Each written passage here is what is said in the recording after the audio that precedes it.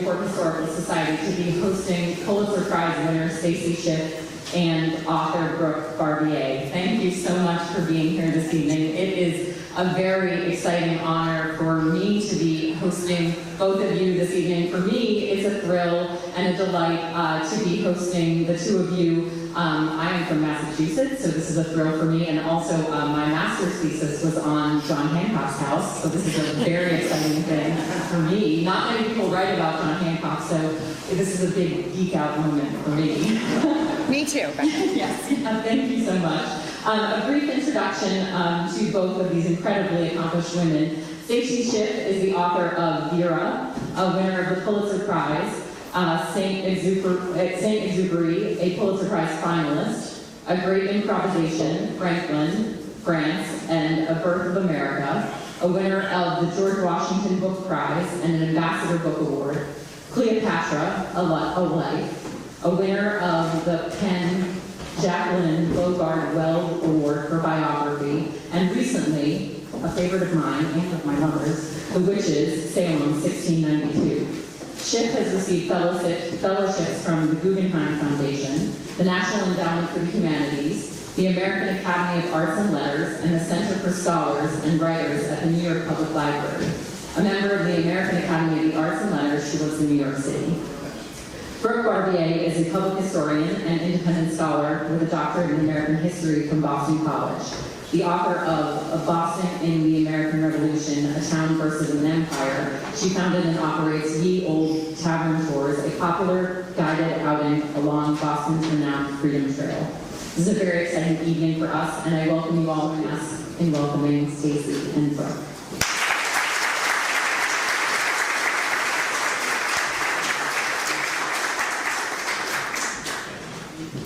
Thank you for that. Thank you to Steve for having us both. Thank you for this extraordinary welcome in this beautiful room with the sunset, incredibly well choreographed. I don't know that I've ever spoken in a room quite so beautiful, and I was at the State Department last week. We've been colluding a little bit, and we thought we would start with the Boston Tea Party, which obviously is not where the history begins. But it's one moment at which John Hancock and Samuel Adams can both be located with ease and are both of them on the same page.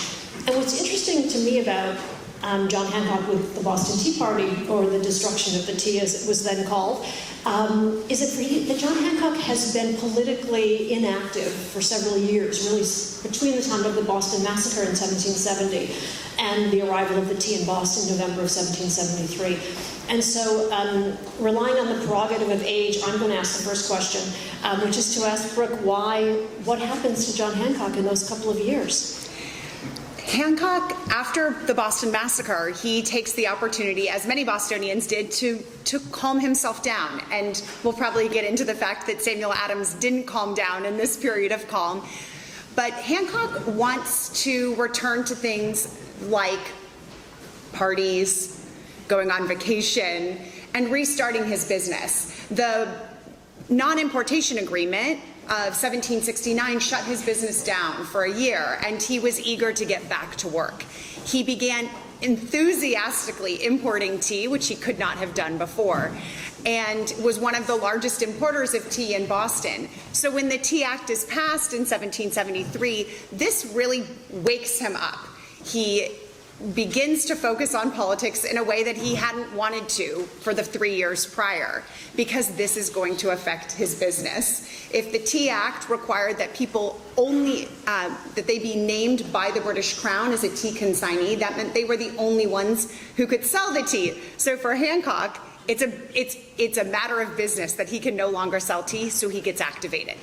So you point out one of the reasons why the Tea Act was such a misdirected piece of legislation, which is that it not only plays into the hands of the opposition party, but it plays into the hands of the middlemen, the merchants, who are aggrieved by the fact that this puts them out of business, really. Do we know what happens between Adams and Hancock before the tea meetings? Do you have any hints? This is a little bit like my guy versus your guy. Yeah. I know where my guy was. Where's your guy? Yeah, so he is importing tea. He's really active in that. And then when the Tea Act enters into the picture, he knows he can't import tea anymore, and so he begins to look to the rebel that he's known for many years in Samuel Adams, and they begin, they along with others, begin trying to find ways that harken back to violent intimidation of the 1760s to try and intimidate these tea consignees to resign. But Samuel Adams, before the Tea Act, is active with his Committee of Correspondence. Can you talk about that? Because he tries to get Hancock on board, but Hancock isn't into it, but Adams doesn't need Hancock. Yeah, no, that's a great place to go. I wanted to go back at some point to talk about Thomas Hutchinson and John Hancock as well. Oh, yeah. So Adams has had this idea for several years, for many years actually, in the late 1760s, of somehow uniting the colonies, of somehow setting up some sort of intercolonial communication. And he's looking for an opportunity for many years to do so.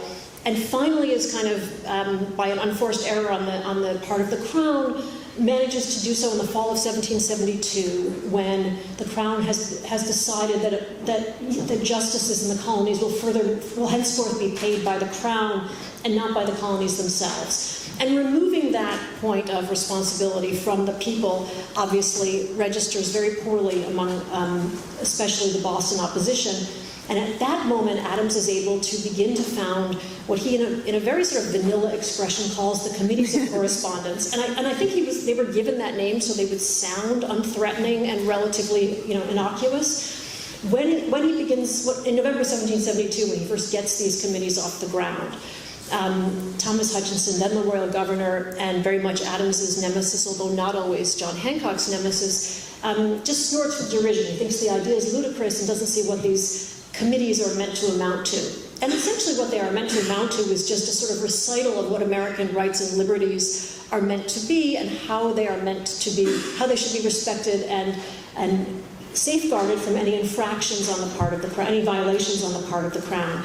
So at first Thomas Hutchinson snorts with derision, and then he very slowly realizes that the 10 committees have soon become 20 committees, have become 40 committees, and by early 1773 have become 80 committees. And when you see those committees really kind of jump into action is after the destruction of the tea.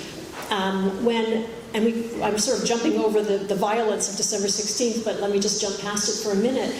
When you see those committees beginning to write to Boston with their responses to the fact that 342 crates of tea have marinated in the harbor, which is more startling that, you have to remember how startling it was that it has come to this. It's a great impasse. Nobody thought there was actually going to be destruction that evening, or, violence is in the air, but nobody really was certain of what was going to happen. The royal governor, Thomas Hutchinson, pretty much assumed that the ships would be forced out to the castle and then they would be allowed to unload.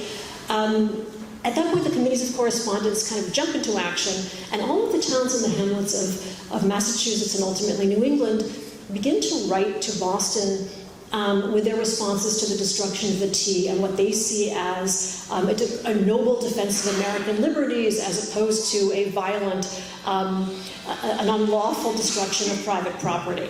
And if you read those letters, which you can do today, I think online, but definitely at the New York Public Library, it's really like reading early Twitter. Everyone's using the same imagery. Everyone's using the same allegories. It's the same biblical metaphors that get used over and over again. And everyone, it's as if they're retweeting each other. Everyone sort of picks up on everyone else's excitement. And so there are Adams's committees kind of in full force, and they are really the engine on which the indignation of the next years will run. He's really kind of wired the colonies for rebellion at this point. Yeah. Do you want to go back to the tea? Yeah, so, no, but I think what Adams staying active in politics he doesn't necessarily know it, but it sets up beautifully how to let people know about the destruction of the tea and the infringement on rights in a way that Hancock had stayed back out of it. And then as the weeks are leading up to the tea being dumped overboard, Hancock is very activated, and he is patrolling the wharves with his cadets to make sure that no one illegally unloads the tea. He's there to intimidate Tea Act collectors alongside Samuel Adams. So Hancock had declined to be a part of the Committee of Correspondence the year before, but then when it affects his business interest a year later, he's partnered again with Samuel Adams. But then Adams is disappointed in Hancock once again because after the destruction of the tea, which Hancock supports, both he and Adams were there on the night of December 16th, 1773 at Boston's Old South Meeting House. They both gave speeches that night. One participant remembers that Hancock cried out right before everyone was leaving the room, "Let every man do what is right in his own eyes." So Hancock was there to support and encourage the Tea Party alongside Adams. And then when he writes about it shortly after to somebody in London, he says, "Oh, I don't know much about what happened." And then he retires once again from politics. January, February, those are good months in Boston to retire for a bit. But Samuel Adams gets mad at Hancock, and I think part of it is because in the spring of 1774, Adams thought that maybe Hancock had joined his side once again permanently with this destruction of the tea. And Hancock was asked to give the Boston Massacre oration speech in March 1774. And he gives this wonderful speech. Even John Adams praises it, which is rare for John Adams to praise John Hancock or almost anybody. Even John Adams praises it, but after stipulating that Hancock didn't write it. Yes. Yes, it's a very Adams compliment.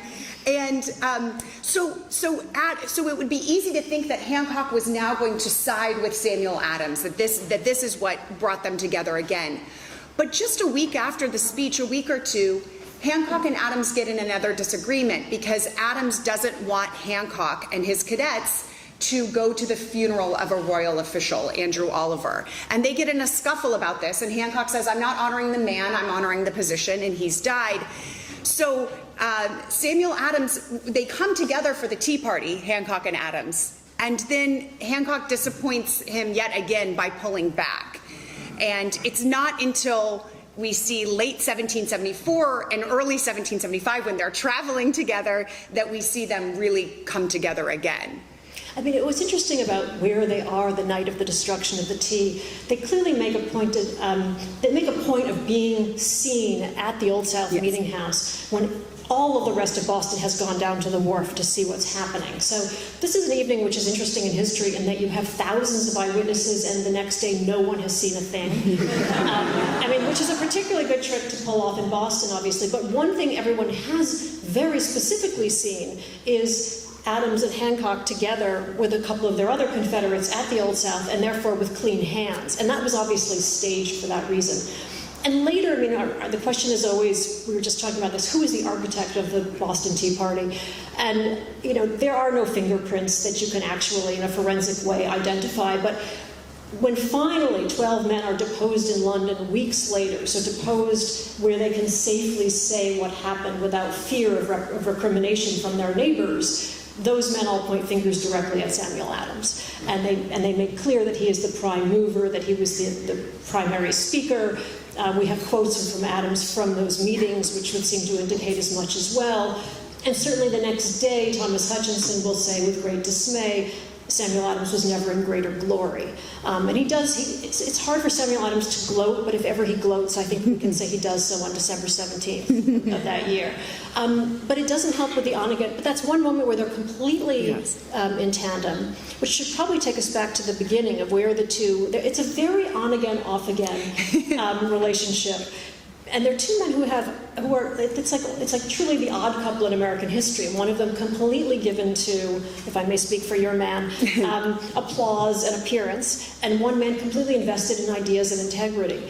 And they come together for political reasons, and they also fall out for both, I think, political and personal reasons repeatedly, right? Have you ever counted how many times they fell out? No, but if you did a quick tally, it's every few years that, and I think it's usually Hancock. Does this sound familiar to anyone? That's sort of frenemies. Relationship. Yeah, and I think it's because Hancock often disappoints Samuel Adams. Samuel Adams wants him to be a bigger player. Hancock has the name recognition and the social influence and capital to sway people to his side, but he doesn't always do that. And I think that's what really annoys Samuel Adams, is that here he has this person who could bring others along with him, and he doesn't.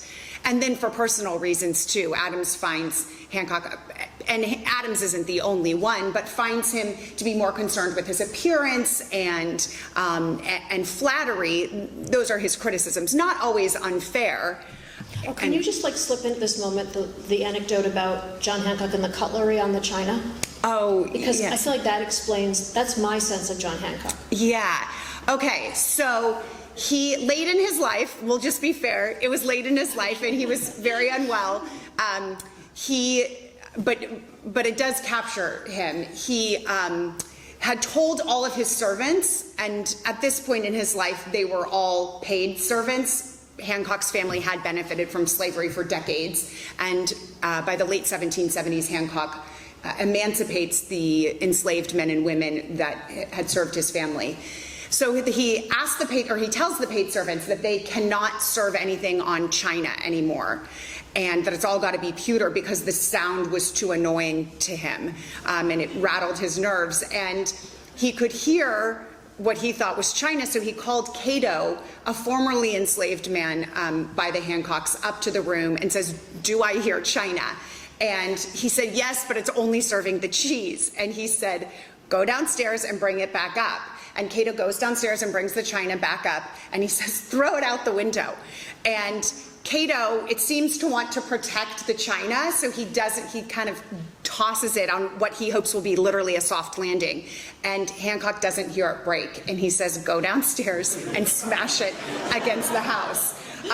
So he was exacting in some ways. Yeah, and the persnickety part of yes, it. Right. It's sort of peevish, So, yeah. So just as we're talking about destroying China, it seems like the right moment to go back to where these two men come from. Yeah. Because they do a sort of strange dance, really, with their backgrounds, right? So Adams, oddly, is, of the two Adams cousins, of John and Samuel Adams, Samuel is the elder by 13 years, and he's the sort of city cousin to John Adams's country cousin. He's higher, he has a higher rank in his Harvard class, he's from a much wealthier family. John Adams is born really in a farmer's cottage, Samuel Adams in a huge estate overlooking Boston Harbor.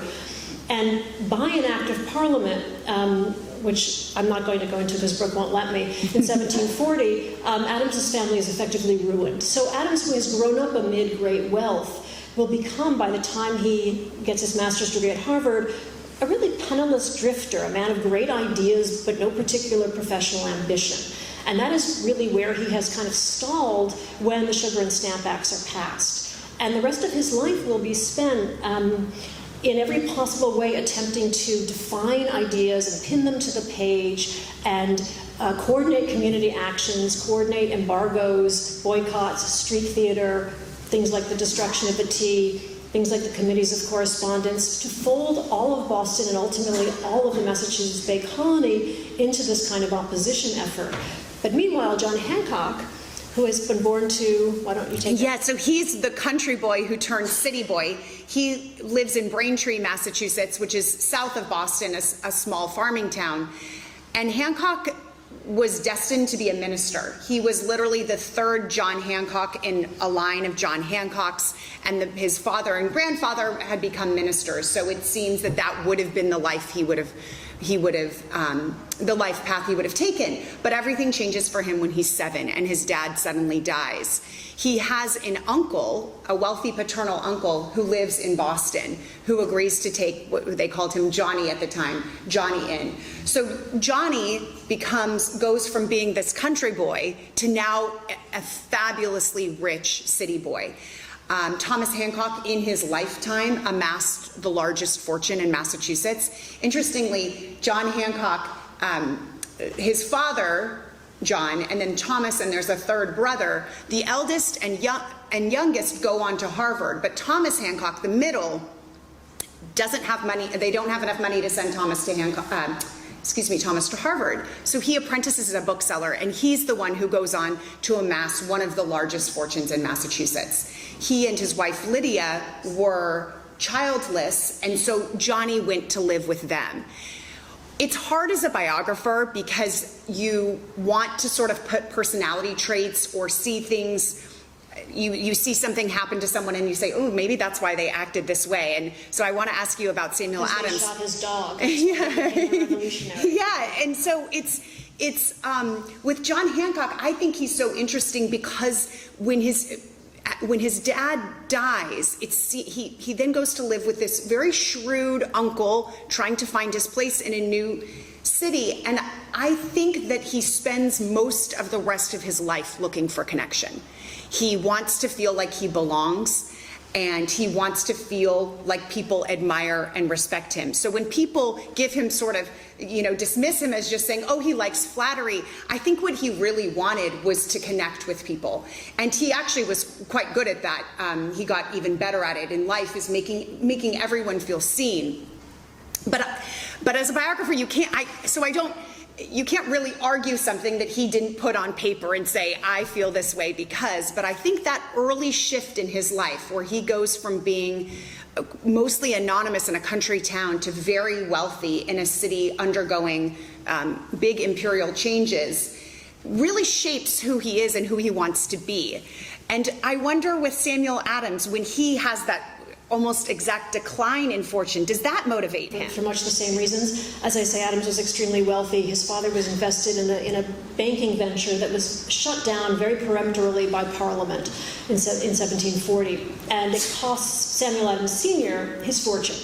And it's an act that came out of nowhere, and that for the first time makes Massachusetts men consider defying an act of Parliament. It's almost like an early advertisement for the Revolution, because if this act could be so arbitrary and so seemingly despotic and come out of the blue, what else could anyone expect?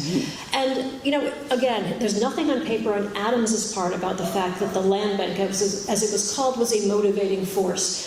But that happens in 1740, and 2 years later, Adams will write his Harvard master's thesis, in which one was meant to address a particular question, usually of philosophy or sometimes of political philosophy. And the question that Adams picks is a very cheeky question. It's one no one had picked previously, and it was essentially, is one obliged to respect the king if the republic is, if the sake of the republic is going to be traduced in some way by doing so? Does the obedience to the king trump all else? And he argues in the negative. And he gets away with it, which is interesting because in 1742 no one was thinking about these kinds of questions, so it isn't really such a cheeky question. So because of that thesis, and because of the fact that other people later, especially Thomas Hutchinson, then the lieutenant governor, ultimately the acting governor, finally the royal governor, will compare the Stamp Act unrest to the land bank predicament, and other people will use it to sort of calibrate the level of unrest and disobedience in Boston. I do think there is something of a connection. Certainly it puts him kind of on the barricades watching to see what is the crown going to send us next, because he seems over the 1740s and 50s to be watching for something that no one else has really yet put a word to. And this seems to be a trend with Adams. He seems to look for threats that almost no one else sees. Which could mean he was just a classic paranoid. but he, that's one of the reasons that he gets disappointed with Hancock, because he would, he doesn't say this, but can't you see that there are these threats? And I seem to be the only one worried about the judges' salaries now being paid by the crown and other such threats. And someone like Hancock is just not that interested. But there's calculation there too, and I think, is it from John Adams that we know why Samuel Adams recruits John Hancock? Am I misremembering? And no. Is it where they're standing in front of the mansion? Is that? There are two different accounts, but essentially the idea is, let's recruit John Hancock to be one of us and to be a member of the House of Representatives, because he will thrive on the attention that it will bring him, and the party will thrive on his fortune. And that does seem to be a pretty fair analysis of where matters stood at that point, because he was not politically engaged until that moment. Well, so this is that's exactly right. And what's so interesting is, imagine this. So his uncle, who had built the House of Hancock, this big merchant empire, dies in 1764, the year that Parliament decides to start taxing to pay for the French and Indian War with the Sugar Act. And Thomas Hancock had been a counselor, that is, he sat on the upper house of the Massachusetts legislature, and when he dies, there's a vacancy, and the natural fit would be his nephew, but also now the wealthiest man, in Boston there, and so there's a lot that's appealing about him. But for the uncle dying, and counterfactual history isn't all that interesting to me, but it's that he dies when he does, that Hancock starts that political, I wouldn't even say interest, but he begins to be thought of for these political offices. But otherwise, it would have gone to Thomas. Thomas was the one who was politically active, and even that's generous, because merchants were usually politically active to ensure that they got government contracts or that they could oppose taxes or other measures that might interfere with their business. So Hancock's uncle dying when he does is overwhelming for John Hancock in a lot of ways, because he just isn't ready for this new attention that he's getting from Samuel Adams and others who help nominate people who get elected. There's a lot of smoky back rooms. A lot of this happens in smoky back rooms without any fingerprints, interestingly enough. And one of the questions I had for Brooke was that Samuel Adams, when he's first sent to represent Massachusetts at the Continental Congress, there seems to be some worry that he will not fairly be able to represent the Massachusetts Bay Colony because of his wardrobe, which is a shambles. And so from two people, we have this hilarious, almost fairy tale story of Adams's wife and daughter sitting down to dinner one night, and there's a mysterious knock at the door, and it's a tailor who won't say who sent him, but he's there to take Mr. Adams's measure. And then minutes later, after he's gone, there's a second knock at the door, and there's Boston's preeminent shoemaker there to take Mr. Adams's measure.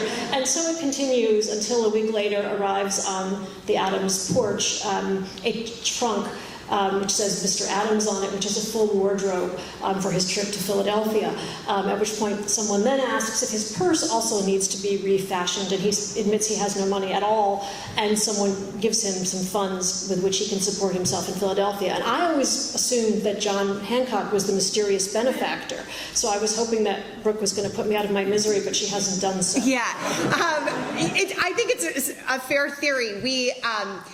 One of Hancock's gifts was his ability to look so above people in clothing and comportment, but actually relate to others.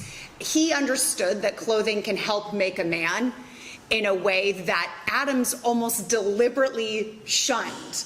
That him sort of looking shabby went along with his hard scrabble determination.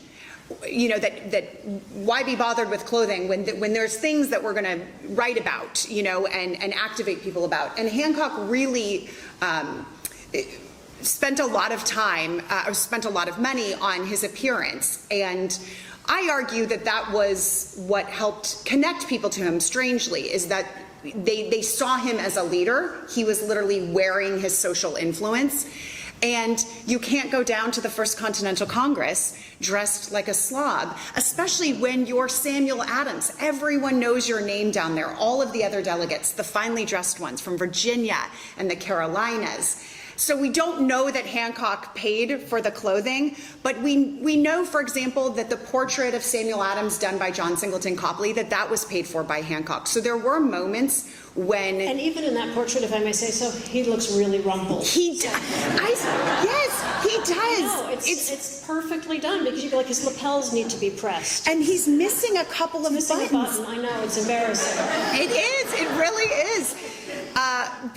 But so we don't know that Hancock was the one who paid for it, but Hancock certainly would have seen the need to spruce up an outfit, especially when you're going down to meet other delegates, many of them for the first time. So we should probably talk about the trip back from Philadelphia. When the two Adams men are following John Hancock back, and John Hancock has stopped at every inn along the way with his tremendous. He always traveled with a very impressive livery of servants and beautiful horses and a gorgeous carriage. The carriage sounds to have been the most beautiful carriage in New England, certainly at the time. And he makes quite an impression. The country people for miles around are immensely impressed, and he makes a point of stopping at every inn along the way so that he can essentially bathe in the applause. And several days later, the Adams men with their dusty little make the same trip and stop at the same inn and discover that not only is everyone, still gaping at that John Hancock, that merchant prince, but he didn't pay his bills either. Yeah, which makes me ask, by the way, you should explain why the book is called King Hancock. Yeah, so the story of John Adams, who's sometimes oftentimes an unreliable narrator, but he said that the taverners scoffed at their king. John Hancock was known as King Hancock. The first time account we see of it is in 1774, when British officers kidnap a Bostonian and they want to know who ordered the destruction of the tea. And this guy says, nobody. And the British officer says, you're a damned liar. It was King Hancock and the damned Sons of Liberty. And that's the first time we see it, but it's a clever put down because it's making fun of the colonists for their lack of an aristocratic ruling class. This is the best that you can do, John Hancock. But then something so interesting happens. On the morning of April 19th, 1775, that's the morning of the battles of Lexington and Concord, the British need to retreat out of Concord back to Boston 20 miles, and they're getting fired on the whole way. And it's more demoralizing than ever because they can't see the people who are firing. They're firing from behind walls and inside homes. And then the retreat gets even worse because the British officers hear colonists cry out, King Hancock forever. So they had taken this put down and appropriated it and made it literally a rallying cry on the day the Revolutionary War began. King Hancock is a nickname that continues to come up throughout Hancock's life, but what's interesting is it continues to be used by his critics in a derisive way and by people who praised him in a positive way. So it was one of those things that it kind of depended on which side you are, whether or not you wanted to call him King Hancock in a good or bad way. And John Adams was using it in a negative way, of course, to be sure. Yeah, because he was John Adams. But we should talk about April 1775 because Adams and Hancock are joined on so many occasions and by so many things, but the one thing that really joins them together is that they are the two proscribed traitors. They are the two most wanted men in America in 1775. And that's why my book begins with Paul Revere riding off, because what he is riding off to say on that evening in April as he flies out of Boston is not that the British are coming, but he's riding off to tell Hancock and Adams that they are about to be arrested. And which is an interesting mission because we in fact don't have the order from General Gage to arrest Hancock and Adams. We have General Gage's orders from London to arrest Hancock and Adams. But somewhere the message gets a little scrambled, and that is why there is this attempt on the Concord munitions instead. But there are Adams and Hancock in the Hancock parsonage, the family home in Lexington, when Paul Revere arrives to tell them that they are the targets of this attempt. And they have very different reactions to the news, which will not surprise you after what you've just heard. Adams immediately understands that they need to get out of the way because they are obviously central to the opposition effort. And Hancock has decided instead that it's time to brandish his gun, which he polishes to a beautiful luster, and is hoping that he might go out and fight. Yeah. And Paul Revere will then race off to warn other households of what's about to happen. And when he comes back, having been arrested, in fact, and narrowly escaped, hours later, he finds Adams and Hancock still arguing about, really, like the British are a mile away at this point, and Hancock and Adams are still at it, and Revere has to finally speak some reason to Hancock and get him to fly off with Samuel Adams in John Hancock's enormous coach, which they do, to I think Woburn at that point. And when they get to Woburn, it occurs to John Hancock that they have left a gorgeous piece of salmon at the house in Lexington, and it would really make a lovely breakfast. And so he sends orders for it to be sent, which is always what you should do before the Revolutionary War is about to break out. But anyway, do you know anything more about the salmon? They never get the salmon. They never get the salmon. And again, this shows the contrast of the personalities that Adams seemed to understand that there was something serious about to happen, and Hancock you know, it says that he's ready to take on the redcoats, that he would never turn his back on the redcoats. And this is bluster, of course. There were guards stationed around the house that even Paul Revere had a hard time getting in to tell his message. So certainly they weren't going to let John Hancock take on redcoats. But right, they flee to Woburn, and he sends back the carriage to not only get his salmon, but to get his fiance and his aunt. And I think what this, there's another funny moment that happens later that afternoon, but I think what this really captures too is that they don't know what's about to happen. We all know, but they don't know. And so he just says, go get the salmon.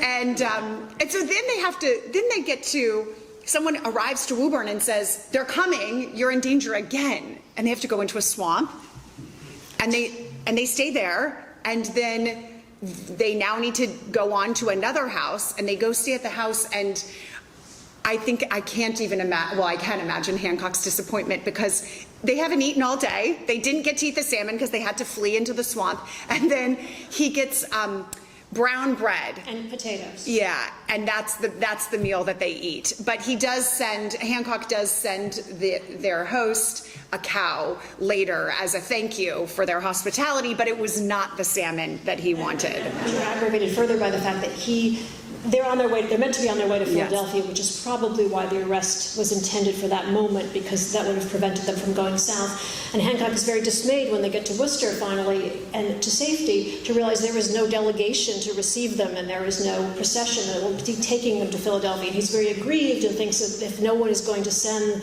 if the proper amount of pageantry is not available, he'll just go on his own. Thank you very much. Yes, and then we see a real contrast in the way it's wonderful as historians when you can get two accounts by two different people of the same event. And as they arrive to New York, Hancock is getting the reception that he really wants.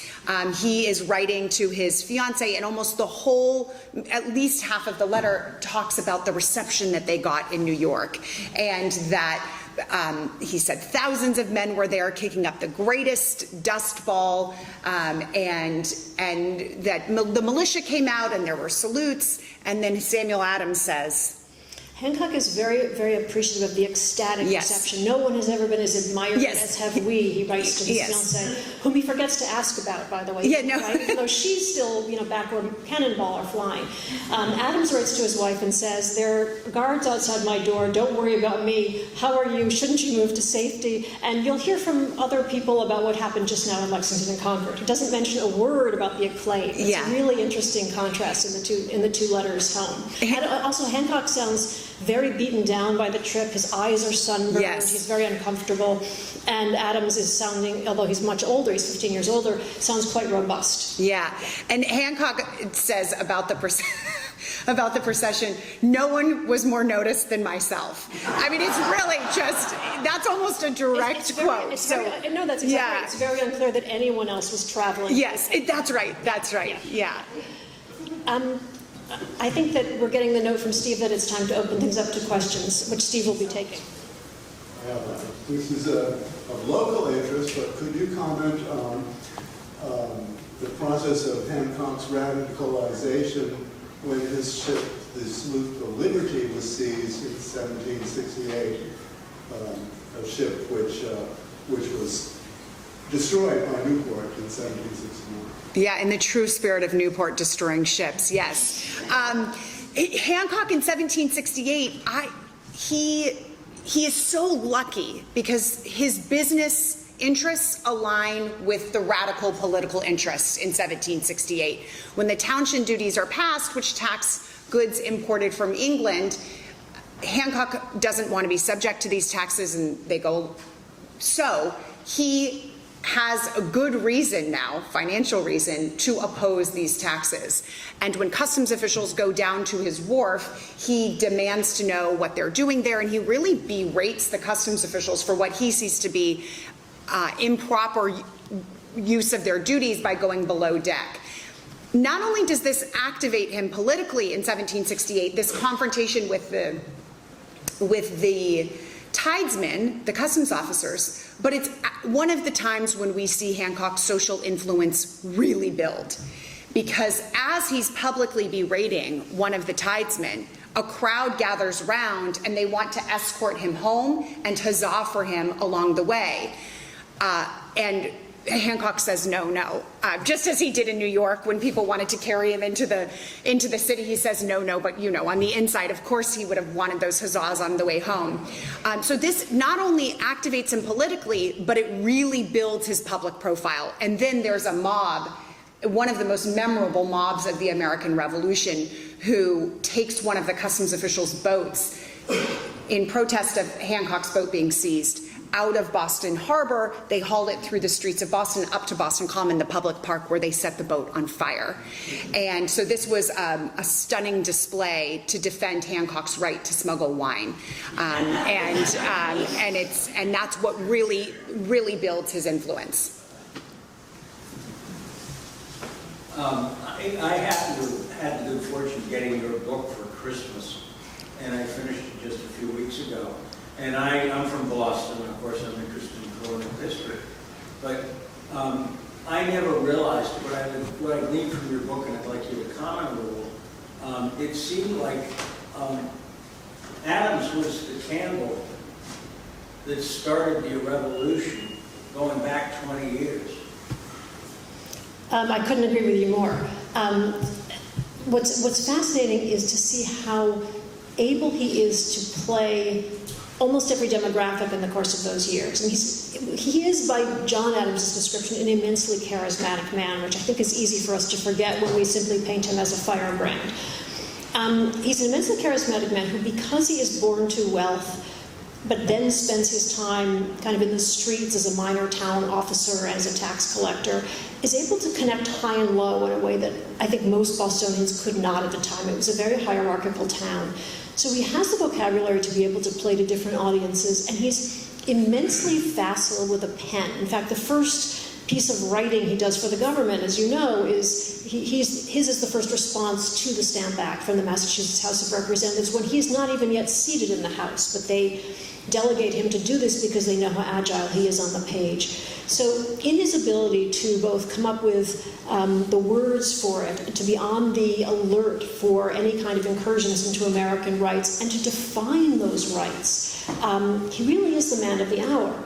I think he gets forgotten for a great number of reasons, some of which he's complicit in his own forgetting, in many ways, his own vanishing in many ways. And part of that is the very diffidence that I think makes him so appealing and so effective in his life. He doesn't like the spotlight, unlike some people. He's extremely happy to play on a committee. He's perfectly happy if someone else gets credit. Late in his life, when John Adams will beg him to publish his writings, John Adams will say to Samuel, if you publish your writings, you could explain the American Revolution the way no other set of documents might. He doesn't do so. And there really is this feeling that the divine judgment is the only judgment about which he cares, and he really is not writing for posterity, as perhaps John Adams was writing. So that diffidence, I think, makes him a very popular player and makes him able to build the kinds of teams that he needs to build to get some of these things done. But in the midst of that, he is forming, a new language, really, with which to speak about the American grievances. I mean, much, much later, when Ben Franklin is humiliated in London, the words the Solicitor General will use, unfairly blaming Franklin for something that, in fact, Samuel Adams did, is to say that, he has published all of these writings telling people of 1,000 grievances which they never felt and 1,000 rights which they never held. Mm-hmm. And that is the work of Samuel Adams right there. Mm-hmm. Stacy, do you have a recurring nightmare where you see Samuel Adams tearing up all his papers? There's a scene in John Adams' diary, which is the kind of thing that, yes, makes the biographer want to shoot herself, in which he talks about sitting at the Continental Congress with Samuel Adams on 2 occasions. On the first, Samuel Adams is feeding his papers to the fire, and John says to him, what in the world are you doing? Aren't you overreacting a little bit? And Samuel Adams says, I don't want our Confederates to... I don't want anyone to suffer for my negligence. So he's covering the paper trail. Everyone has committed sedition, if not treason. He's basically making sure no one's going to hang for it. And on the other occasion, John Adams watches him cut his letters into confetti and send them sailing out the window. So yes, my worst nightmare is that I'll actually find the letters now that I've already written the book. Yes. Yes, sir. I too received your book in December and have read it. You have very discerning families, both of you. Yes. And I want to switch back over to Hancock, and maybe on a lighter note. Of course, he's well known for his signature. But what's the legend behind that relative to the other signers? How did they feel about that? And now that you've described his personality, you really understand why the signature is the way it is, the size it is. But any more legend around the signing? So it's mostly, it's mostly legend than true. So the morning that they all signed was incredibly mundane. Interestingly, I don't know if you know this, but John Hancock's signature is clearly the biggest. It's not that big. If you look at the Declaration of Independence, the entire paper, it's really not as big as we popularly remember, but unequivocally it's the largest. But someone actually measured the size of the signatures, and there were 4 people competing for the smallest signature, and Samuel Adams was one of the smallest. But what's so even more ironic about that is that John Adams said that Samuel Adams had grown, quote, very bitter towards Hancock in the spring of 1776 because Hancock wasn't supporting independence. Both of the Adams cousins were trying to get some of the more moderate members of the Second Continental Congress to go along with independence, and Hancock remained uncertain. So the signature is so small from Adams and then so large from John Hancock is just a funny little twist. But the idea that he signed so large so that King George III could see it without his glasses, that's not true at all. And there's a simple reason for it. The Declaration of Independence, there's only one engrossed copy fully signed by all 56 people. There's one of them, and it wasn't sent to King George III. They had no intention of sending the signatures to King George III. When he authorized the Declaration on July 2nd, the Declaration went to a printer and they typeset the Declaration, and that's the one that you might see. There's more surviving copies of these, and at the bottom it says John Hancock, President. And it wasn't until the second decade of the 19th century when any American, aside from those 56 people, saw the signatures on the Declaration of Independence. There was an effort made to make a copy of the engrossed copy. And part of the reason, because it was being copied at that time, that's the reason that the one original copy in Washington, D.C. is so battered. And you can't make out a single signature. You can see some of John Hancock's, the downstroke on the J you can make out, and the downstroke on the K. But otherwise, you really can't make out the signatures. So more myth than fact about that signature, but no doubt he knew he had a great signature. The olive branch petition is sent the year before, and he signs it just as big and bold. And this is primarily because he's the president of the Second Continental Congress. So he's the only one that's needed to authorize it, so he signs it in the center. It's in the back. Yes. If I may say so, you two are great together. Thank you. Thank you.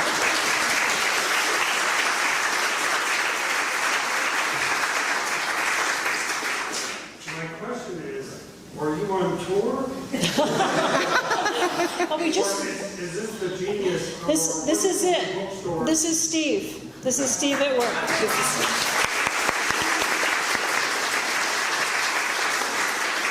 We just met an hour ago and we may never see each other again, so it's right. I know that's a lie because I saw you together a year ago here. No, we'd not met until an hour ago. Wow. But But- you were at Charter Grove. I was. You were. No, I was not. Guilty, and that's why I came back. Yes, sir.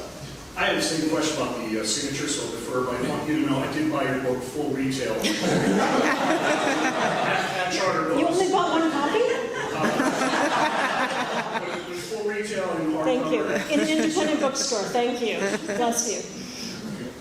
The funny thing about the Declaration, if I can just insert this for 1 second, is how little attention is paid in the colonies to the Declaration of Independence. I searched high and low for anybody who noticed that there had been a declaration. No one really makes a great deal of it until significantly later. There's a real kind of silence. Everyone's like many things in history, it isn't until later that you realize what has actually happened. But there is not just this, the clarions don't immediately begin to sing. Right, and the Declaration of Independence isn't, it's not until the 50-year anniversary of it that Americans start to get very interested in also just the revolution itself. And we could talk for hours, but about the way that Samuel Adams gets neglected at this time. This is sort of the beginning of the forgetting, the formal forgetting, because George Washington is celebrated at the 50-year anniversary of the Declaration of Independence, and few others. Washington was safe to celebrate, Adams was certainly not. And another thing that was safe to celebrate was the destruction of the tea, which of course then becomes the Boston Tea Party. Right. Because it can become a costumed caper because 2 generations have gone by and no one is now implicated, although by that time everyone in Boston had been part of the Tea Party. Yes, yes. Shockingly. Yes, absolutely. Right. And I know Becca will want me to mention, as well as a lot of you want me to mention, that the Declaration was first heard by Rhode Islanders when it was read from the steps of this building we're sitting in right now. So, yes. Could you talk a little bit more about the morning after the Tea Party? I was just curious to see the kinds of reactions that people had. I mean, it was so amazingly well done. And they didn't really bust anybody for a long time. So I was wondering if you could just talk a little bit about how it went down the next day. It's such a great question, and no one ever asks about the day after, which is exactly the point. It's a perfect actor-free crime. As I said, no one had seen anything happen. And what's fascinating is that in those first accounts, both Samuel Adams's account and Thomas Hutchinson's account, so from both sides of the aisle, you have these brilliant descriptions of what happened written in the passive tense. There is no subject to the sentence. It's as if the tea literally jumped off the ships by itself and marinated in Boston Harbor. There is no actor involved in these sentences. There is a tremendous sense of confusion in Boston because no one knows did we really just do that? Now what's going to happen next? And the best account we have, other than Samuel Adams sort of gloating in the mind of Thomas Hutchinson, is John Adams, who's watching the Crown officials assemble that day. Poor Thomas Hutchinson is trying to summon his counsel to see what he's going to do, what's he going to do to punish these people? How is he going to possibly explain to London how the East India Company tea has just fallen into the harbor, despite the fact that a British warship was sitting right there. How did he let things get to this point? And John Adams is sitting in his room watching the carriages rumble by as Hutchinson is trying to assemble a quorum of officials, and he can't even seem to get a quorum of officials because so many people at this point are unsympathetic to Thomas Hutchinson's feelings on the subject. So there's a great deal of confusion, and I think a sort of hesitation for anyone to step in with any words. Everyone is complicit in a way. Mm-hmm. And it's very hard for anyone to step in with any kind of criticism. And that is why you see Adams activating the committees of correspondence, I think, so quickly, because it's very important, as he did after the Boston Massacre, to master the narrative and to be able to be the first one out with the account of what has happened. And in his explanation, the perpetrator here is none other than Thomas Hutchinson, because it was Hutchinson. The town of Boston has very carefully safeguarded the tea for 20 days. And if Thomas Hutchinson had not been so unyielding, the tea would have sailed back to London. It would not have to have been destroyed. So he's clearly the culprit here. And he just magnificently, in a very Adams-ish way, turns the tables on Hutchinson. And I'll say, too, there's an account from John Rowe, a merchant in Boston, who was iffy on the Tea Party, the destruction of the tea. He says the day after that it was kind of silent in Boston, that for the next couple of days things felt more calm. That might not even be the right word, but after this big event. There are a few notes of criticism, and those notes of criticism immediately vanish once the intolerable acts are passed. Yes. As soon as that happens, everyone is on the side of what has happened in Boston, of the destruction. We've got time for a few more before we sign books, so yes. Could you just address for us the time lapse between that act and actually fighting? Yeah. Bunker Hill or the battles? Like, how much time elapsed? December 16th, 1770. This is a really good and important question. I'm going to answer it, but just if I can back up to say, sometimes people say the Boston Massacre in 1770 started the American Revolution. The Boston Tea Party started the American Revolution. But really, it's not until the fighting breaks out in Lexington that you see a war beginning. So the Boston Tea Party happens in December 16th, 1773. Lexington and Concord, but those battles are fought on the same day, April 19th, 1775. So almost, a year and 4 months in between. And what happens, Stacy just mentioned this, is Parliament reacts in a big way to the destruction of the tea. And they send British troops back to occupy Boston. They pass a series of really brutal laws that hadn't been on the books, taking away popular government. And that starts to activate people in Boston. Once these laws, they start to take an effect in June 1774. And then they replace Thomas Hutchinson, with Thomas Gage as the new governor. And he's a general. He's the commander-in-chief of British forces in North America. So if you're installing a new governor that's also a general, things begin to feel very uneasy in Boston in that summer and into the fall. And General Gage starts making these gunpowder trips. He's trying to accumulate the colonists' gunpowder. He's sort of passive in the way that he wants to bring Bostonians to their knees. And his third gunpowder raid is the one that goes disastrously bad in April 1775. He'd done one in Cambridge in the fall of 74, Salem in February 1775, and then the disaster happens in April 1775. Yeah. Could you explain why neither John Hancock nor Sam Adams played a role in the national political stage after the Revolution, whereas John Adams, who no one really liked? Shall we speak for each of us for our own subject? Yeah, sure. So, in the case of Samuel Adams, it's a fairly easy answer. And I think this is something we tend to forget, he's older. He's a generation older, 15 years older than John Hancock. He's 13 years older than John Adams. He's old enough to be the father of Alexander Hamilton or James Madison. So he's of a different generation to begin. He is not a committed Federalist. He is still, in the course of the Revolution, and certainly afterward, he is still harking back to sort of New England principles and, as he always put it, the ancient purity of New England manners. The country is careening in a very different direction toward luxury and commercialism. This is not where he had expected it to be going. And he's still very much harping on a government that is founded on what he always sees as the elemental pillars, which are basically education and some kind of moral probity. And that is really not where America's headed post-revolution. So he really falls out of that political scene. His ideas on politics tend to be fairly simplistic and fairly individualistic, to the point where he and John have this fascinating correspondence about what the proper architecture of a republic should be. And John harps deeply on institutions, and Samuel Adams invests completely in individuals. Hancock serves, when he departs and actually travels with his retinue through the taverns, being hailed as king. When he says he's stepping down as president of the Second Continental Congress, and when he does that, he doesn't know that that's the highest ranking political office he'll ever serve in. Because when he goes back to the Continental Congress, he goes back as a delegate. He doesn't get his role as president again, and he doesn't like much being a delegate when he was once president.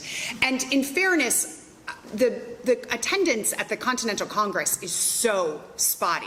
In the late 1770s and early 80s, it's hard and expensive to get people to want to travel, especially during wartime when they're traveling to York, Pennsylvania, and Baltimore, Maryland. The worst posting, Yeah.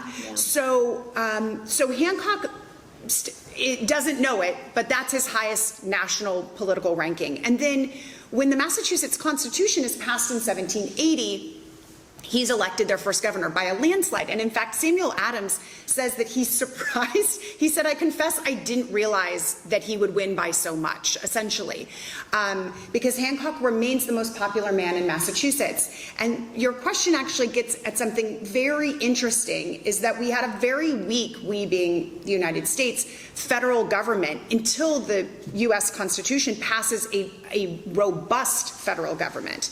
And so Hancock was quite pleased to be the #1 ranking person in Massachusetts. He often said that Massachusetts, he called different states separate republics, sovereign states. So he, in his mind, was serving a very high office. He does contribute to the Constitution, the federal Constitution being passed. He, like Adams, is very skeptical of what he worries will be an overreaching federal government, central government. That makes sense. He's the governor, as I mentioned, proudly of this sovereign state, and he doesn't want the Constitution to take away states' rights.